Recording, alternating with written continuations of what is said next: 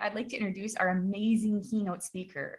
Elle Armageddon is a former detection, response, and threat hunt engineer. They're currently the director of security engineering at a late-stage startup, where they strive to foster an environment of mutual accountability, freely admit to not knowing everything, and trust the expertise of the engineers on their team. Their day-to-day involves a lot of having concerns and asking to see everyone's dogs, very much like mine, except it's usually the cats. While when Elle isn't working, they enjoy painting, singing, feeding their loved ones, and pointing out animals and medicinal herbs to whoever they can sucker into going on hikes with them. They also delight in playing games with their friends, exercising their hugging muscles. While they pass convincingly as human, rumor suggests that Elle may actually be a pile of raccoons in a trench coat. With that, Elle, thank you so much for being here at PancakesCon 3. I'm really honored to have you here. Thank you so much for the wonderful introduction, Leslie. Good morning, everybody. It is almost 7 a.m. here in Oakland, California, and the sun is not up yet, so that's very exciting. And let me just go ahead and share my slides. Cool. So I am here today to talk to you about two myths that are totally false that are near and dear to my heart. The first is that in order to be professional, you have to strip away everything that makes you who you are. And the second is that vegetables are terrible. These are both horrible, horrible lies. And we're going to talk a little bit about how to counter those lies and be professional while still having fun, and eat vegetables because they're amazing. So who am I? Leslie just gave an amazing introduction. I am probably several raccoons in a trench coat. And if you're wondering why you should listen to what I have to say about professionalism, that's a great question. You totally don't have to. You can spend the next 45 minutes just looking at pictures of vegetables on my slides. But I am the director of security engineering at a mid-sized startup. I currently manage the entire technical security function for a company with about 700 employees, managing a team of 10 engineers that I will be doubling in size over the course of the next year. So I do know a little bit about what I'm talking about. I'm also an anarchist. I am autistic.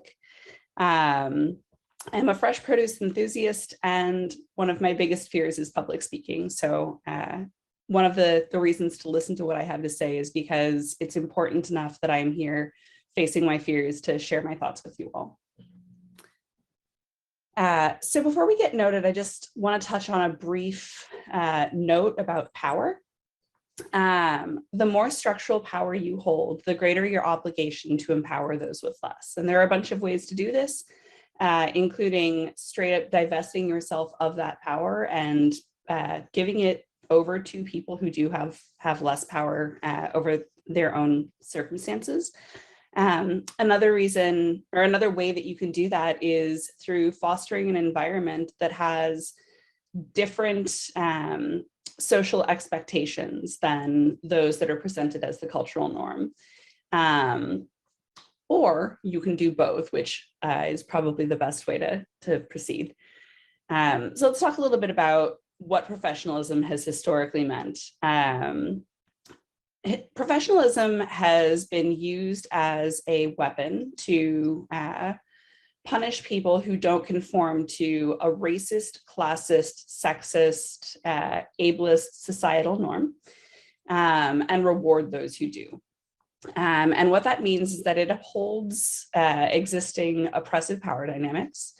It constructs barriers to equity and inclusion. It results in homogenous leadership organizations with dangerous and avoidable knowledge gaps.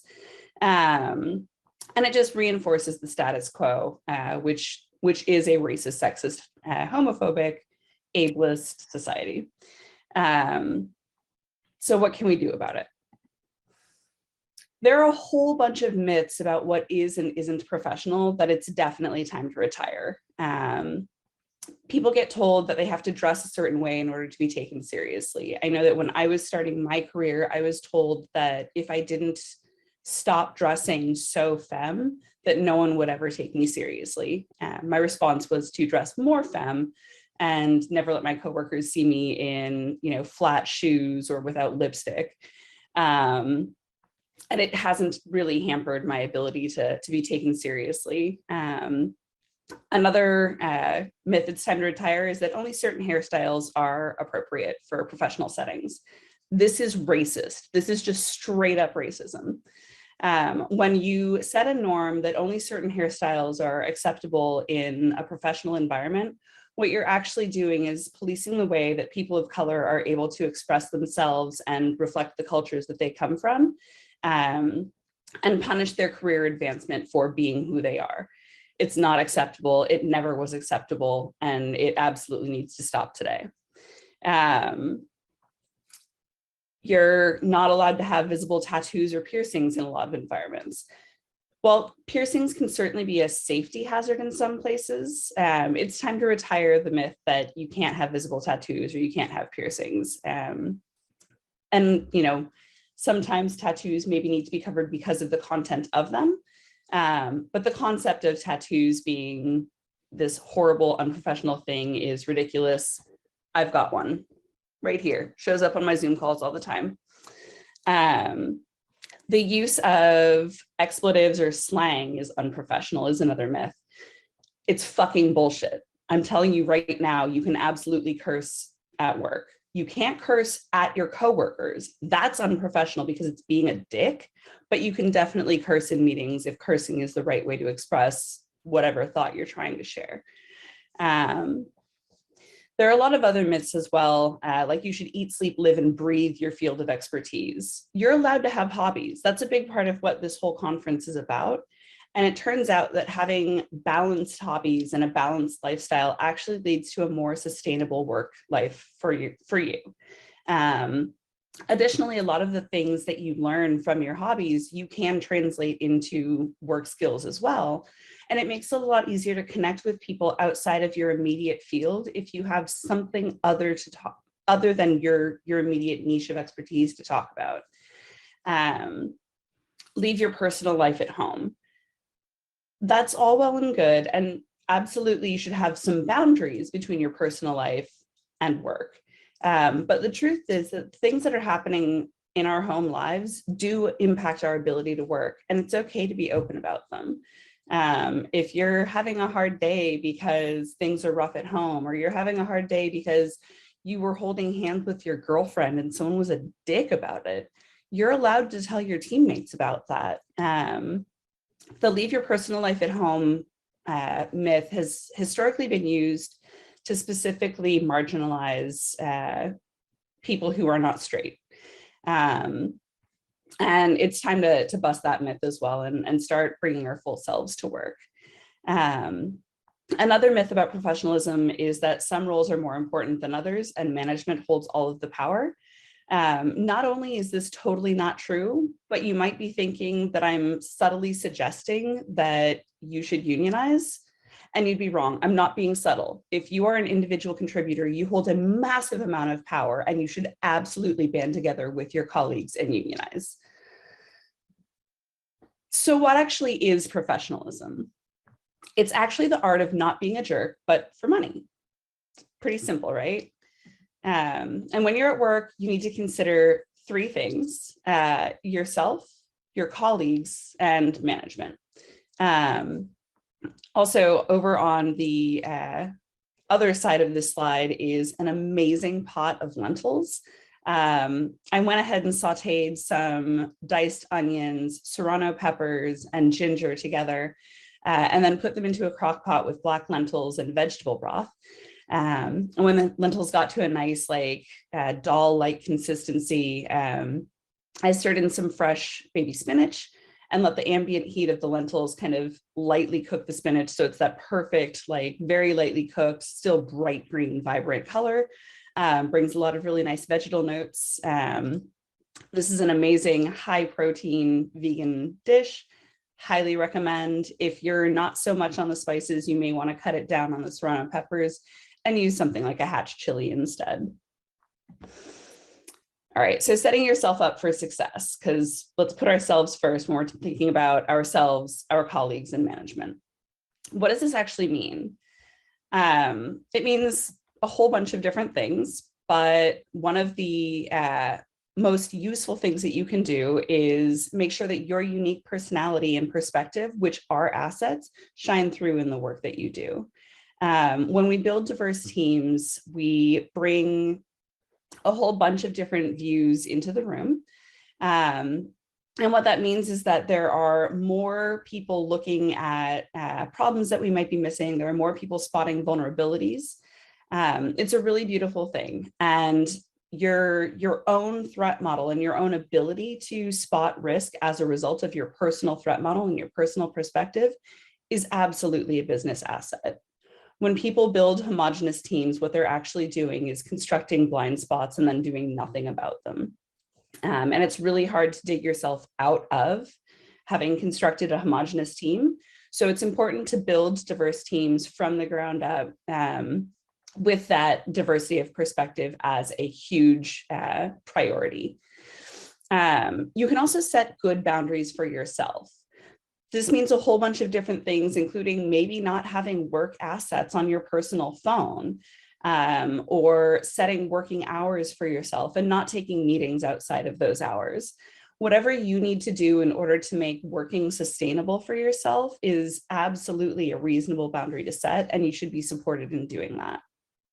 You should also take breaks when you need to. If you are feeling run down or exhausted, or you've just managed a several weeks long major security incident that still isn't actually over, but everyone is bored with, so they think that it's over, it might be a good time to take a little bit of a break, take some time off, recharge, and then come back to keep pushing things over the line so that you don't burn out, because burnout is really, really hard to recover from, and a lot of people are experiencing it right now. The only way that you can actually survive burnout and keep your career alive is to take those breaks when you do need them. You can set goals that challenge you and then ask for help achieving them.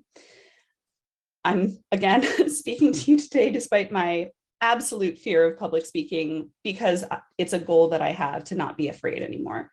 And the amazing staff here at PancakesCon has been super supportive and kind, and are helping me work towards that goal of not being scared anymore, because I still have professional development to do too.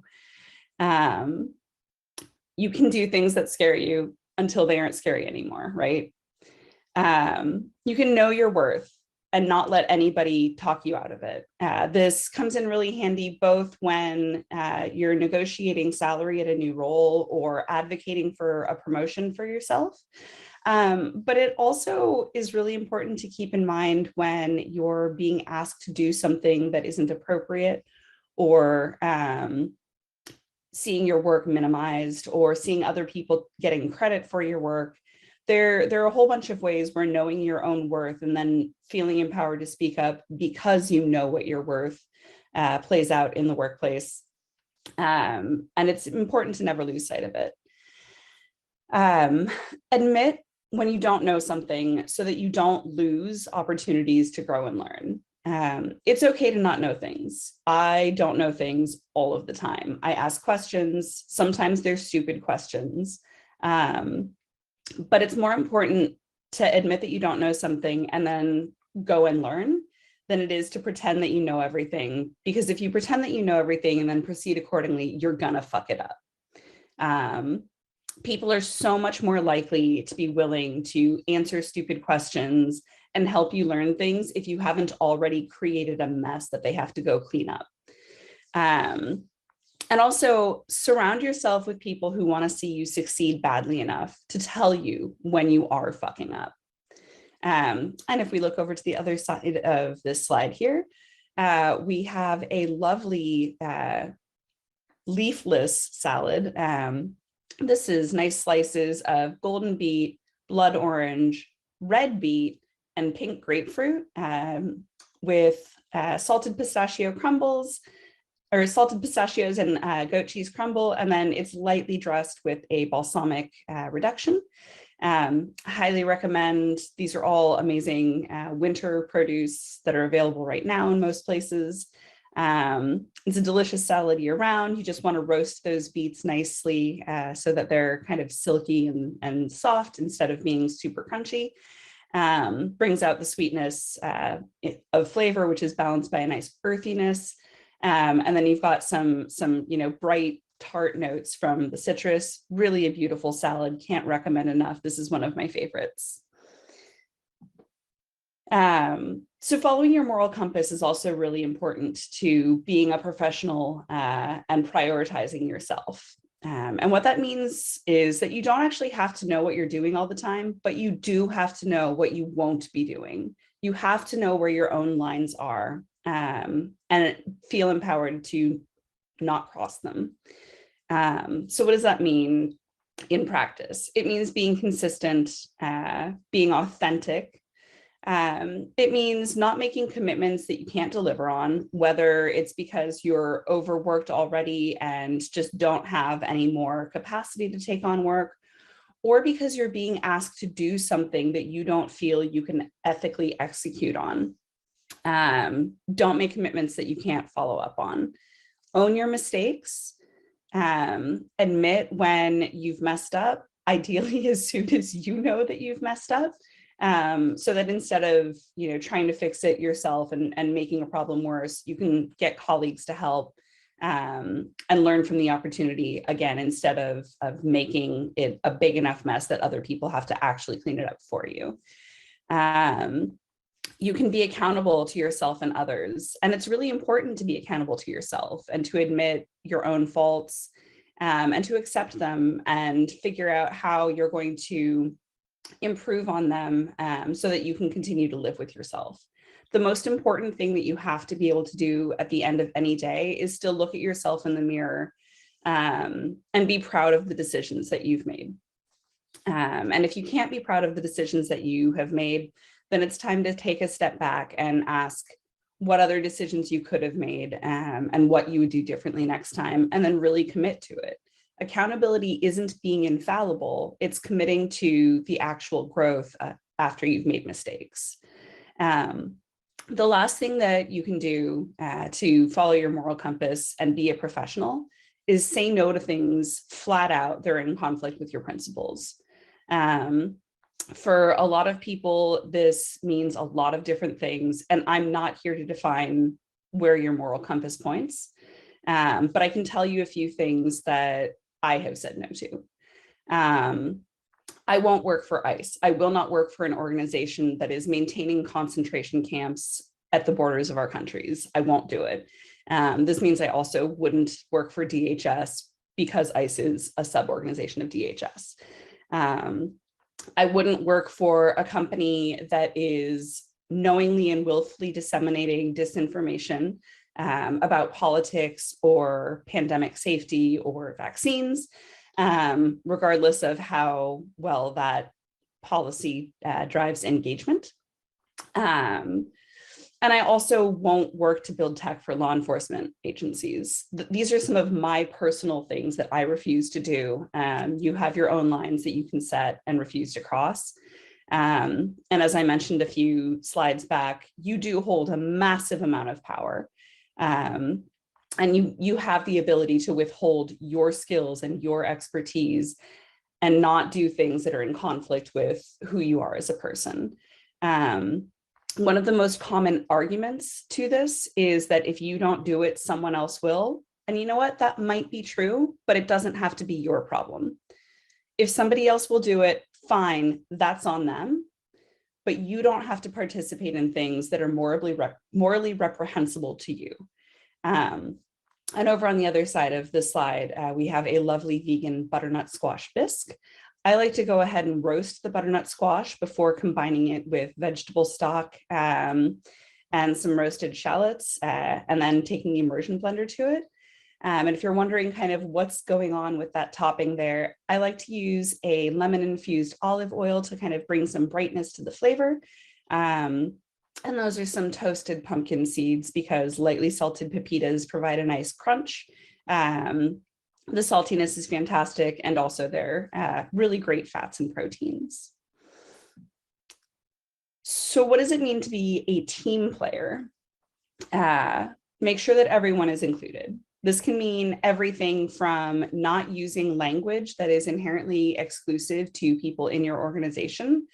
A big one that comes out of people's mouths on literally a daily basis in my professional life is, you guys. I'm not a guy, and I'm usually not the only person in the room who's not a guy. And I don't feel included when somebody addresses a room and says, you guys. It makes me feel like my thoughts aren't being solicited when someone asks, what do you guys think? Obviously, using openly racist, sexist, homophobic, transphobic, ableist, or otherwise oppressive language is another way where people get excluded. Don't do this.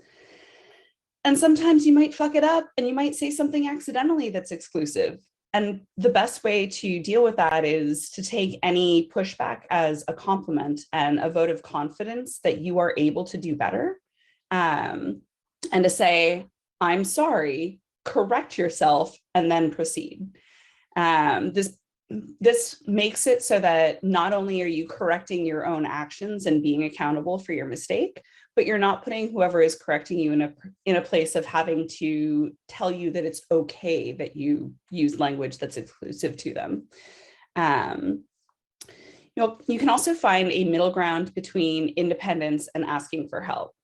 And this is something that I actually talk about with my early career engineers really frequently, because they do want to solve problems on their own, and they do want to be empowered to find answers, and I want to provide that environment for them. But there's a huge difference between looking at something for a day or 2 days and giving it a night to sleep on to see if you have any breakthroughs, versus not making any progress over the course of a week or two, and then being behind on deadlines. And so what I would say is find that sweet spot, that middle ground where you aren't immediately going and asking your colleagues questions that you could Google, but you are also making sure to limit your trying to solve the problem yourself to a reasonable time frame, and aren't setting yourself back in being stubborn about not asking for help.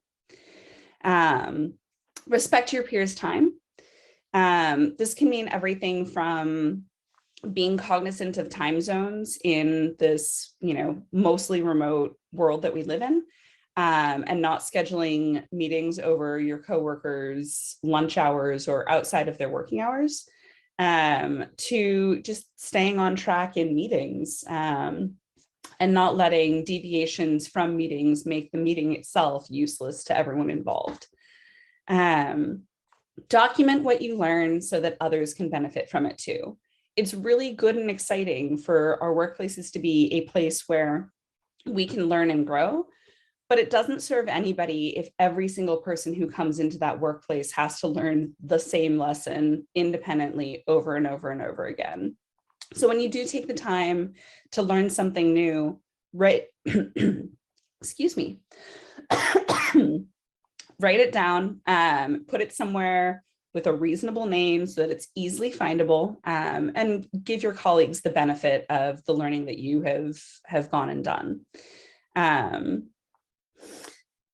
Communicate clearly, and make sure that you're communicating in a way that actually makes sense to your audience. Just make sure that, when you use words, they're words that make sense to whoever it is that you're trying to explain a concept to. And make sure that when problems are cropping up, you're clearly communicating those as well, so that everybody around you knows what their expectations around timelines should be. And if you do need help with something, they know that you need that help and they can step in to provide it, or they can say something like, hey, I can't get to that right this second. I have time after 4 p.m. Can this wait until then? But making sure that you're bringing up problems early and often, and just setting clear expectations goes a really long way to being an excellent teammate. We've already talked about owning your mistakes, but it means just as much to the team as it does to your own self, for you to own your mistakes and be accountable for them. Help ensure that your peers are being heard and credited for their contributions. This one is actually really important if you are trying to maintain a diverse team. Everybody has that person who is, really outspoken and everyone knows all of their opinions. I'm often that person.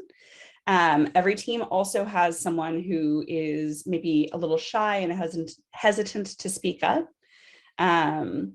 And not only does this mean that that person's ideas aren't necessarily heard by the collective, it also often means that they don't get credited for their contributions to the group when they make them. So some things that you can do are to actively solicit feedback from people in meetings who you've noticed aren't talking much. And then when they do make suggestions, repeat things. So say, hey, Leslie, I really liked that suggestion that we do X, Y, and Z. So that whoever that person is not just having their opinion heard, but is actually being credited, and it's not getting misattributed to someone else who is maybe more outspoken. Share the uninteresting work. We all have work that nobody likes doing and it kind of sucks. One of the things that comes to mind for me is on-call work. And everybody in my org, including me, is in an on-call rotation, because the only way to make that uninteresting or kind of crappy work sustainable for anybody is for everybody to do their part. Be considerate in your feedback. This means framing things in ways that your coworkers can actually hear. It means not being needlessly cruel for, in the interest of being honest. You can be honest and kind. And it also means focusing on giving feedback that people can actually take action on instead of saying, this was bad. So providing, if you think something was bad, provide some suggestions instead of just saying, this sucked, you suck, you are bad and you should feel bad. And then don't overcommit. Be aware of how much is already on your plate. And when you are asked if you can take on extra work, evaluate whether or not you can actually do it and do a good job of it before saying yes to it. It makes a huge difference. And I promise that your coworkers would rather you say no than say yes to something and then drop the ball on everything.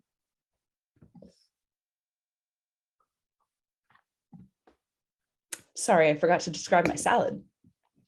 So here we have half of a sliced avocado sitting on a bed of mixed greens with roasted red beets, watermelon radish, cherry tomatoes, toasted pepitas. And then this is dressed with a really nice light citrus vinaigrette. I used Meyer lemon juice, mustard, champagne vinegar, and some salt and pepper. And I went ahead and just dressed the lettuce before putting everything else on top of it so that it would still look pretty. It's one of my favorite salads as well. It's just, it's fantastic. Highly recommend.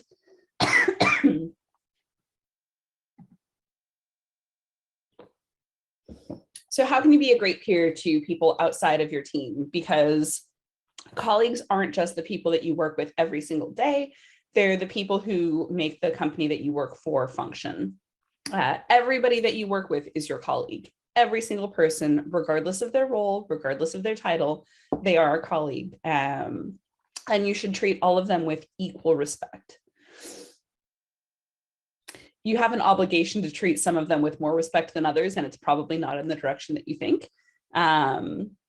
If you are going to, give different people different amounts of respect, the people who are looked down on are the ones that you should treat with the most respect.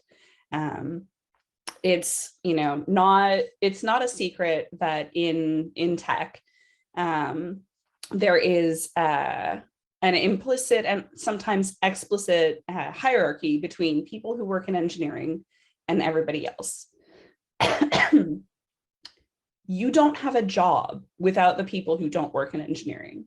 You don't have a job without the people who work in sales. You don't have a job without the people who work in finance.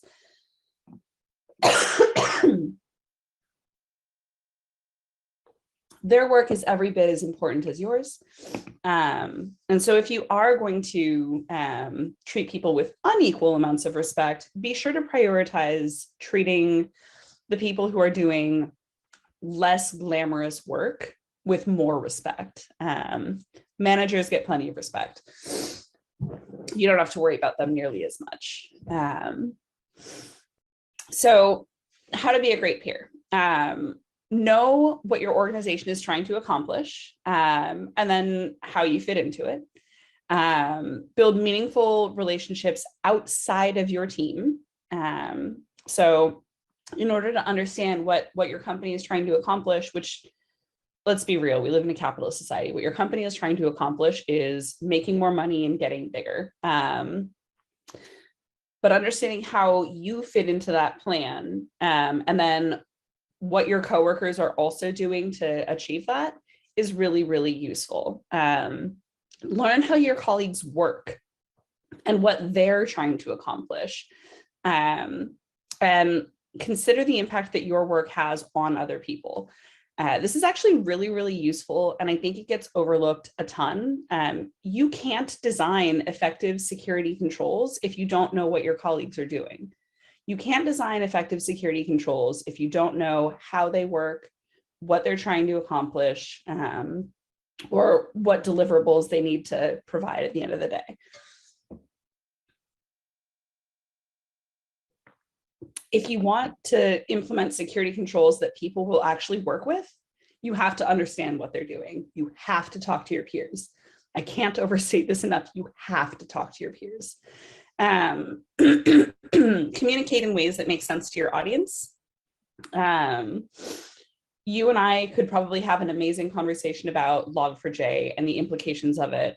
But if you go to basically anybody else, even the engineering organization, the likelihood of them understanding the security implications and scope of the Log4j incident is nearly nothing. So you have to be sure that if you are trying to get a point across, rather than using the technical terms that make sense to you and me and our immediate colleagues, you're actually speaking to people in terms that they can understand, because the point of communication is to share ideas and get both parties on the same page.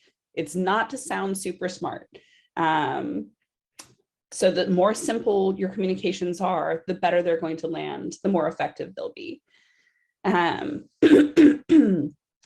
Give relevant and applicable guidance. This comes back to the same thing as designing security controls that make sense.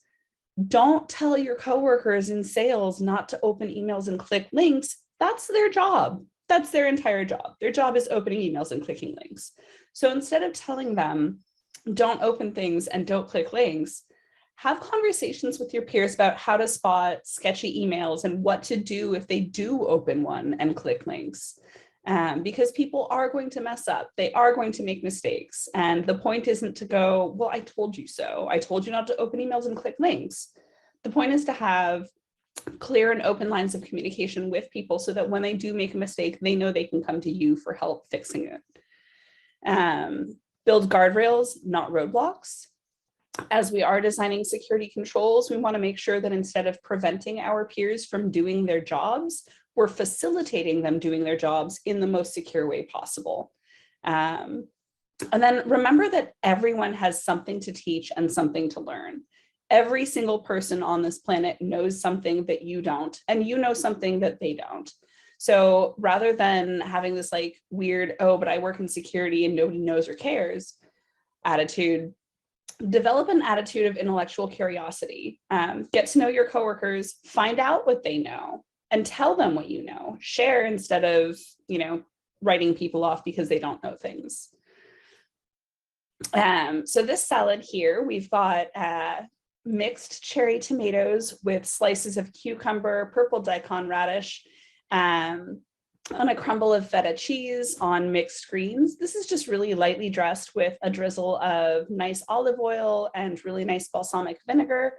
And if you look, there are also some marigold petals in there. I really like using flowers in my cooking when I can. The feta crumbles add a nice like saltiness to the salad. which kind of makes a more robust dressing not as necessary. And, colors are always great. So we're coming back to this note on power before I get into talking about managers. Again, the more structural power you hold, the greater your obligation to empower those with less.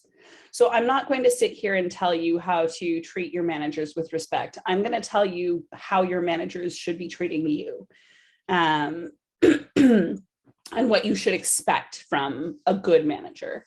If you are a manager, I really hope that you'll take this next slide as a challenge, and do your best to live up to the description on it. If you're already living up to the description on it, or you have things that you'd like to add, please let me know. I'm fairly new to being a manager, and I'm doing my best, but I also am always here to learn and grow. So what to expect from your manager? Honesty and respect. Your manager should be treating you with respect. If they're not treating you with respect, they're not doing their job. Clear communication of expectations and actionable feedback about your performance. Your performance reviews should never be a surprise. You should know what your performance review is going to look like based on the one-on-ones that you're having on a regular cadence, where not only do you talk about what you need from your manager in order to do your job, but where your manager lets you know how you're doing against the expectations that they have. You should have frequent alignment on priorities. Again, you should be meeting with your manager regularly. And if you are getting off track, that's a conversation that should be happening sooner rather than later, and they should be initiating it. You should be getting support in problem solving. If you are hitting a roadblock, your manager should be actively helping you figure out how to deconstruct it, climb over it, climb around it, or figure some other way out to ensure that you're not being blocked on your work. Protection from interference. Your manager should actively be preventing external entities from giving you dumb tasks. Your manager should also be preventing anybody from disrupting the work that you're doing. This is a big part of their job. It goes hand in hand with the support and problem solving and clearing roadblocks. Your manager should also be proactively preventing roadblocks from being dropped in your way whenever and wherever possible. Open sharing of relevant information. If your manager has information that affects you, they should be telling you that. There is very little to be gained from not being transparent with your reports. And the only case where it is really acceptable to not be transparent is if the information that you aren't sharing is not your information to share. So an example is if somebody has told you something in confidence, it's not appropriate to share that. But pretty much everything else, if it affects your staff, you should be telling them. Trust in the abilities and expertise of your team. You as an individual contributor are a subject matter expert, and it's your manager's job to have faith in your expertise. And this is something that definitely goes both ways. You're already committing to not bullshitting about the things that you do and don't know. And as long as you're committing to being honest about what you know, your manager should actually trust the things that you are telling them. That doesn't mean that they should never ask questions, but it does mean that they should have faith in you, and they should also have faith in you to execute on your job instead of breathing over your shoulder, constantly asking, are we there yet? Are we there yet? How about now? That attitude doesn't actually help anyone. It just makes things take longer. Explaining the rationale behind decisions. If your manager has made a decision and you don't understand it, you should feel empowered to ask, hey, can you help me understand the rationale behind this decision? And your manager should go, oh yeah, totally. And then they should explain it. If your manager can't explain themselves to their staff, they're not doing their job very well. And I understand that some people think that being asked to explain their decisions is a challenge. of their authority or knowledge or whatever. But if you can't explain why you made a decision that you made, how much knowledge do you actually have? Your manager should be advocating for your needs. They should support you in maintaining your boundaries, and they should be asking active questions about your career goals. If your manager isn't asking you what you want to do next, what you want to be learning, what you don't want to be doing, they're only doing part of their job, because a huge part of what it means to be a manager is to support the growth of the people that you are managing.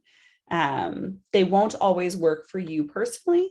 And so it's important to spend the time that you do have together, giving them the tools that they need for whatever comes next.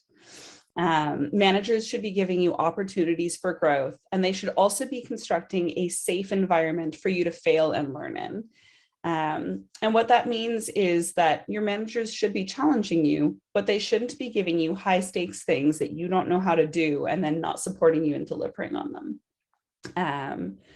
Everybody makes mistakes. Everybody fails. It's not bad or wrong to make mistakes or to fail at things. It's bad and wrong to not support people in things that they don't have a good chance of succeeding at. And it's also not great to make the same mistake over and over and over again and fail in the exact same way over and over and over again and never learn anything from it. So it is really important to have an environment where it is safe to fail, and where the conversation around the failure is entirely centered around how to not do it again. Sorry, this is a burrata, which is a like cream-filled fresh mozzarella with slices of this gorgeous purple tomato that had this like pink and green interior flesh. It was amazing. I have sprinkled it with a little bit of alderwood smoked salt and some pepper, and just given it a nice, light drizzle of that balsamic reduction, and some lemon olive oil as well. We've just got a little bit of a sourdough toast there to kind of round everything out. It's an amazing, super quick, easy meal. I did eat that entire burrata. It was amazing. It was very filling. But yeah, super quick, easy meal. Tomatoes are amazing and you should love them, especially if you can get, really good fresh ones that are actually in season, which these totally were. So a few helpful phrases for maintaining professionalism in the workplace. Can you help me understand the context behind this decision? This is the polite way of saying, what the fuck were you thinking? And while it totally is okay to curse in professional settings sometimes, generally speaking, you're not supposed to curse at your colleagues, as I have mentioned. And it's also difficult to get good answers or proactive action if you come at interactions with people about questionable decisions from a place of accusation. So instead of approaching people with the assumption that they are dumb and wrong, you should approach them with intellectual curiosity. Assume that there was some kind of reasoning behind a choice that was made and maybe was not a good one, and ask to understand what led up to that decision being made, instead of asking, what the fuck were you thinking? What are the outcomes you'd like to achieve? This is a really great way to ask, what are you trying to do here? Again, in a way that is intellectually curious and assumes that there is something reasonable going on and you just don't understand what it is. This is really helpful when you're being given a task that makes no sense, or that doesn't make any sense to you. This is also really helpful when it seems like somebody may have a solution that they've latched onto and maybe seeking a problem to apply the solution to, instead of finding a problem and trying to create a solution to that problem. What stakeholders have you solicited feedback from? is a great way to ask, who does this work impact? And have you checked in with the people who you're about to interfere with? It's really great, especially in terms of security controls being introduced that maybe don't make a ton of sense or that are going to have negative impact on colleagues outside the security organization. It's also a great question when somebody is proposing something just absolutely fucking insane. And you want a good way to kind of push back and say, like, I think that we should get feedback from some more people before we proceed with this. Which of my current projects would you like me to drop in order to prioritize this? This one's really useful for the managers who maybe aren't super great at knowing what their teams are working on. If your manager is trying to assign more work to you and you're already at capacity, this is a really great way to A, subtly enforce a boundary of, I'm already at capacity, I can't take on anything more. But B, also help remind that person of all of the other things that you're already working on. It may be that they've forgotten. It may be that the thing that they're asking you to do actually is higher priority than something else that you're working on. And it's a really great opportunity to realign whatever priorities you think you have versus what priorities your manager thinks you have, and make sure that you agree on both. I need sign off from legal in order to proceed. This is the polite way of saying that's fucking illegal and I don't want to get sued over this. You will get asked to do things in your career that are at best legally questionable. And it's always okay to kick the ball over to legal and say, hey, I'm being asked to do this. Did you know about this? And let them come in and say no. Or, maybe legal will say yes to the thing that you are being asked to do, and that it's time to update your resume and find somewhere else to be. And finally, I'm afraid that won't be possible. This is a really, really wonderful way to say no, just straight up no, I'm not doing that. It is not apologetic. It is a firm boundary where, I'm afraid this won't be possible, is a way for you to assert that you will not be doing whatever the thing that you are being asked to do is. And there are a multitude of reasons that you might want to use this term. All of them are valid. Just make sure that you don't say, I'm afraid that that won't be possible to everything. You only use it for the situations where you really, really need a firm and unwavering no. Most things in life and in work are negotiable. So save this one for your big guns. And I realized that, I said that it is okay to curse at work. You've definitely heard me curse plenty of times in this presentation. The one thing that I will say about cursing at work is know your audience. It's probably fine to curse on an incident bridge or in team internal meetings, again, as long as you are not cursing at your peers. I would recommend against cursing in front of your executive team or your board of directors. And I would really recommend against cursing in front of any customers that you may have. And then right here, we've got a mixed green salad with slices of fresh persimmon and pomegranate seeds. Got some toasted pistachios in there, and some fresh ricotta. And this is another salad that I dressed with that light lemon vinaigrette. Just really beautiful, fresh produce. I really like putting crunchy things in my salad. The textural variance is really nice. So thank you so much. I hope that you've learned something about professionalism, what it is, what it isn't, and how to be a professional today. And just a couple notes on the fresh produce. You can put whatever the fuck you want in a quiche. It's amazing. Quiche is amazing. It is a great way to eat vegetables in a way that maybe doesn't even feel like vegetables entirely. You can put whatever you want in a quiche. There are no rules. The one on this slide is made with mixed mushrooms. It was awesome. In the center here, we've got a vegan carrot ginger soup that I made with purple carrots instead of orange ones, just for fun. Went ahead and used a little coconut milk in there to thicken it up and give it a little extra viscosity.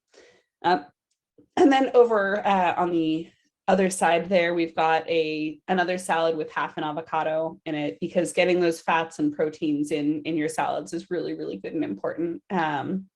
And this one you'll notice is sprinkled with a little bit of tagine, which I love. It's like salt, but spicy. It's great. There are no rules.